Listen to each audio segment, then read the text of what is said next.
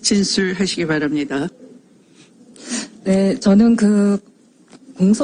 검찰청 폐지와 공소청 및 중수청 설치를 근간 골자로 하는, 그리고 이러한 여러 가지 중첩되는 수사기관들 간의 이른바 권한 조정 등을 목적으로 하는 국수위 설치, 이러한 검찰개혁의 진정한 목표가 무엇인가에 대해서 깊은 의문과 의혹을 가지고 있습니다.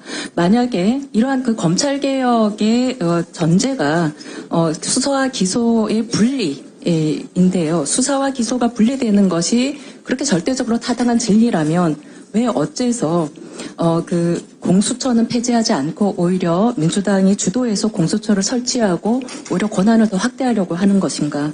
그리고 왜 상설특검은 법은 그대로 두고 있고, 또한 현재 내란 특검 등 3대 특검은 수사와 기소권을 동시에 행사하고 있습니다. 오히려 이런 것들은 왜 적극적으로 시행하고 있는가? 주장이 모순되는 거 아닌가? 이런 생각이 들고요. 그리고 이러한 내용의 검찰 개혁을 통해서 실제 국민의 인권 보장에 무엇이 도움이 되는가 의구심이 있습니다.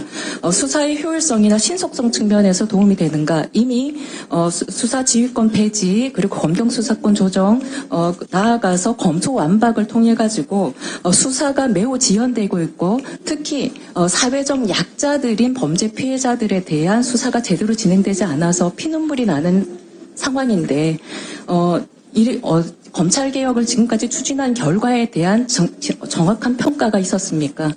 오히려 국민의 인권 보장과 관련해서는 더 나아진다라고 하는 그런 지표는 하나도 없었습니다.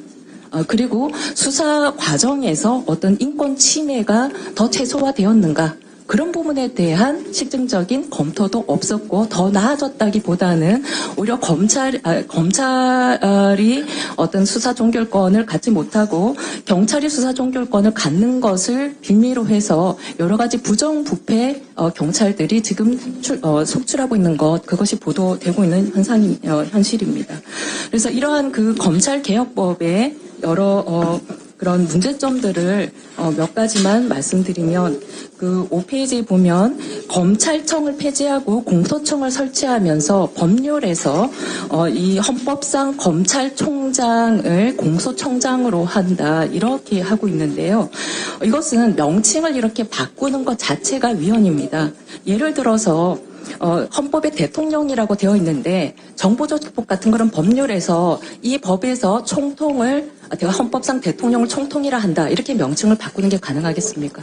그리고 국회의 명칭이 헌법에 있는데 이걸 법률에서 국회법을 개정해서 예를 들어 인민의회법 혹은 인민회의법 이렇게 바꾸면서 법률에서 국회의 명칭을 바꾼다, 이렇게 하는 것이 가능하겠습니까? 그것 자체가 위헌입니다. 그리고 더 나아가서 5쪽에서 6쪽을 보시면 이 검찰의 이 헌법에서 예정하고 있는 검찰총장은 검찰청이라고 하는 조직의 수장인데, 이런 검찰청이라고 하는 조직은 수사와 기소권을 모두 가지고 있는 조직을 말하는 것이고, 만약에 이러한 수사권과 기소권을 다 갖고 있는 조직의 실체를 바꾸지 않고 명칭만 바꾸는 것도 위헌이지만, 이러한 실체를 바꾸는 것, 명칭을 그대로 두고 실체를 바꾸는 것도 위헌입니다.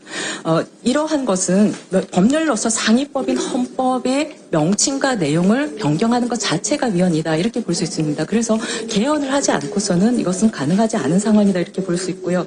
그리고 수사권을 전혀 갖지 않는 그런 공소청 검사가 영장 청구권을 갖게 했을 때, 그럴 때 결국은 법관이 영장 심사하는 거랑 공소청의 검사가 영장 청구 여부를 결정하는 거랑 실질적으로 뭐가 다릅니까? 수사의 상황에 대해서 전혀 모르는 사람이 서류만 가지고 수사하는 것은 오히려 요식행위가 되거나 전혀 어떤 그런 영장 청구권 오남발이나 수사의 부적정성에 대한 통제 기능을 전혀 기대하기가 어렵고, 그 피해는 국민이 본다, 이렇게 볼 수 있습니다. 그리고 국수위의 문제점과 관련해서 6쪽에 보면 국수위의 구성에 있어서 이렇게 국회 선출, 대통령 지명, 추천위원회 3명 이렇게 해서 이걸 가만히 보면은 정부와 여당의 그런 몫이 지금 11명 중에서 9명 내지 8명, 많게는 10명까지도 가능합니다. 그리고 그 권한을 보면 7쪽에 보면은 수사기관에 대한 막대한 영향력, 직접적인 영향력을 행사할 수 있습니다. 심지어는 그 수사의 적정성에 대해서 감찰하고 징계 요구까지 할 수 있습니다. 그러니까 결국은 진행 중인 사건의 사건의 수사 진행과 관련해서 그 수사를 담당하는 공직자를 노골적으로 직접적으로 징계하고 감찰하라고 요구함으로써 원하는 방향대로 수사의 내용을 조정할 수 있는 그러한 장치가 될 수 있는 것입니다.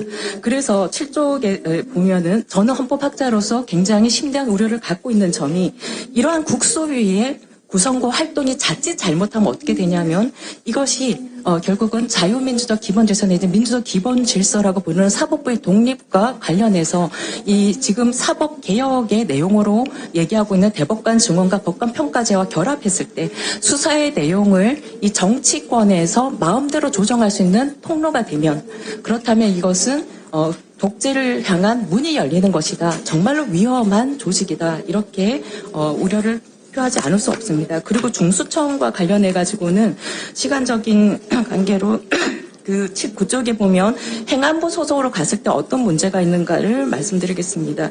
행안부 소속으로 갈 것이냐, 법무부 소속으로 갈 것이냐, 그것과 관련해서 제가 헌법학자로서 가장 우려하는 바는 이 행안부로 갔을 때는 경찰청, 해양경찰청, 그리고 이 국수본, 이런 그 수사기관들이 같이 있게 되는데요. 그랬을 때 이 중수청의 인사 조직 체계를 과연 국수본이나 경찰청과 다르게 할 수 있겠느냐 할 수 없을 것입니다. 경찰들로 구성이 되기 때문에. 그런데 이 경찰이라고 하는 조직 자체가 이 굉장히 그 승진에 민감하고 계급 정년 제도가 엄격해서 사후에 어떻게 되든지 간에 당장의 어떤 그런 성과를 내는 것에 굉장히 목매는 기관이고요. 그래서 무리한 수사를 해서라도 당장 성과를 내서 승진하면 끝이다 이런 것입니다. 그래서 이러한 그 특성상 행안부에 두면은 굉장히 위험하다라고 우려를 표명합니다. 예, 감사합니다. 여러분의 생각을 댓글로 남겨주세요.